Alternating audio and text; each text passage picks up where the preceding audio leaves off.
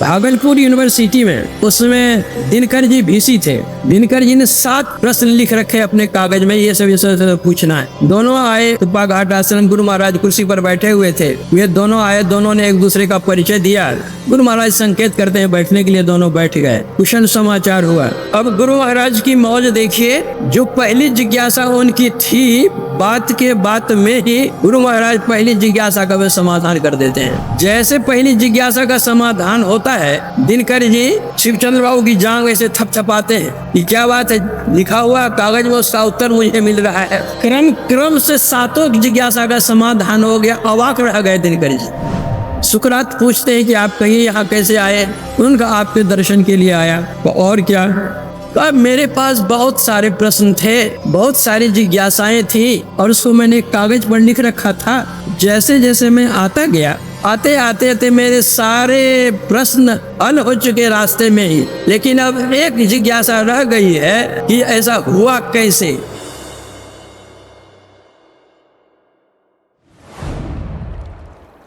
पाश्चात्य देश की बात। सुकरात नाम के एक बड़े अच्छे सात्विक विचार के, बुद्धि के विचार के महात्मा थे। उन्हीं के जमाने में अरस्तु नाम का एक बहुत बड़ा विद्वान। अरस्तु के मन में था, इतने बड़े महात्मा हैं, उनके पास जाना चाहिए, कुछ सीखना चाहिए। लेकिन लोगों में कुछ कमजोरी होती है, आज नहीं कल, अब नहीं तब, इस महीने नहीं अगले महीने, करते करते समय बहुत बीत गए।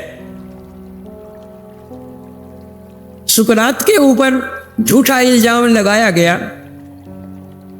राजा ने उनको नजरबंद में रख लिया, कैद कर लिया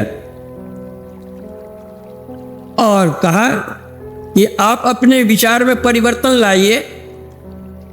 इसके लिए 40 दिनों की अवधि आपको दी जाती है।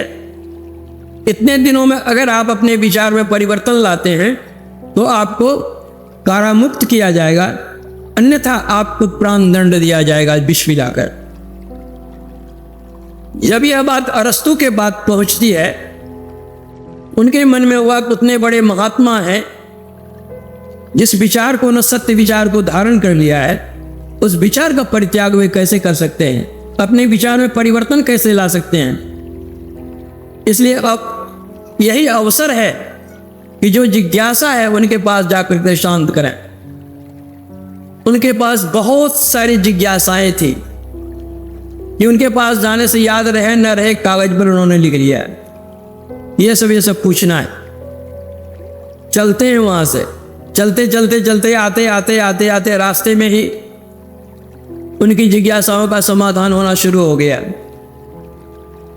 आकर यहाँ राजा से भेंट करते और सुकरात से मिलने के लिए जाते हैं। सुकरात पूछते हैं कि आप कहिए यहाँ कैसे आए? उनका आपके दर्शन के लिए आया। और क्या? अब मेरे पास बहुत सारे प्रश्न थे, बहुत सारी जिज्ञासाएं थी और उसको मैंने कागज पर लिख रखा था। जैसे जैसे मैं आता गया, आते आते मेरे सारे प्रश्न हल हो चुके रास्ते में ही। लेकिन अब एक जिज्ञासा रह गई है कि ऐसा हुआ कैसे।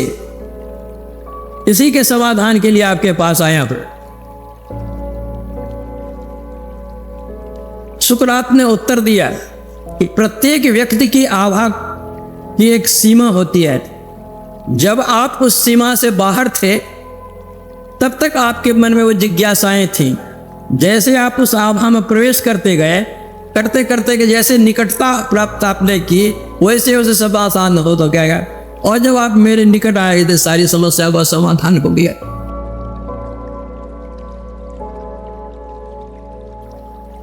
यह तो पाश्चात्य देश की बात है। मैं अपने गुरु महाराज की बात आप लोगों के सामने रखना चाहूंगा। भागलपुर यूनिवर्सिटी में उसमें दिनकर जी VC थे। मुंगेर कॉलेज के प्रोफेसर शिवचंद्र बाबू आए, अपने कॉलेज के काम से। काम समाप्त हुआ तो दिनकर जी से उनकी बातचीत हुई। दिनकर जी ने पूछा शिवचंद्र बाबू से कि सुनते हैं कि कुप्पा घाट में एक बहुत अच्छे महात्मा हैं, आपने दर्शन किए हैं कभी, कैसे हैं वे? शिवचंद्र बाबू ने कहा हाँ बड़े अच्छे महात्मा हैं, मैंने दर्शन किए हैं। तो कुलपति जी ने कहा कि मेरी भी इच्छा है दर्शन करने की, चला जाए? कहा चला जाए। दोनों ही एक गाड़ी पर बैठते हैं। अब वह दिनकर जी पूछते हैं अच्छा महात्मा जी से मैं कुछ पूछूंगा तो वे उत्तर देंगे? तो शिवचंद्र बाबू ने कहा कि बड़े सरल महात्मा है वे, ऐसे ही बैठे रहते हैं, जाइएगा आप जो पूछेगा सब जवाब देंगे। दिनकर जी ने 7 प्रश्न लिख रखे अपने कागज में, ये सब पूछना है।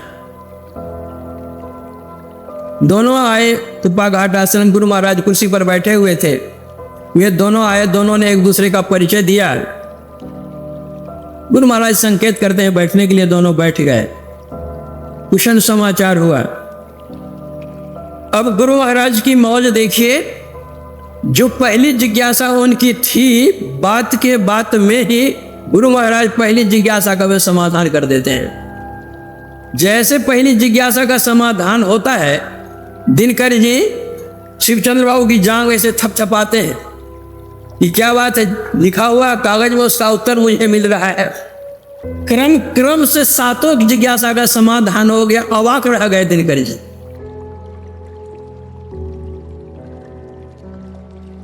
तो वही संत कबीर साहब कहते हैं जो कुछ गंधी दे नहीं तो ही बात सुबास, प्रथम भगति संतन कर संगा। संत जो कहे उसको सुनिए। दूसरे रतिमम कथा प्रसंगा, जो ये चर्चा करे, भगवत चर्चा करे, सुनिए उसको मन लगा करके। ऐसा नहीं कि तन कहीं और मन कहीं, तब जो लाभ होना चाहिए वह नहीं होगा। बाल्टी में रंग घोरा हुआ है, आप कपड़ा रंगना चाहते हैं, ठीक बाल्टी में रंगिए, बाल्टी में कपड़ा डालिए, वह रंग चढ़ जाएगा। लेकिन बाल्टी के बगल में अगर आप कपड़ा रखेंगे तो मिट्टी लगेगी। उसी तरह जिस सत्संग माहौल में आप जाते हैं, संतों की जो वाणी होती है, उस वाणी के दायरे में उसे सीमा अपने को रखिए और सुनिए, फिर लाभ होगा। नहीं तो मन तो रमे संसार में, तन साधु के संग, तुलसीता ही वियोग ते ना लागे हरि रंग।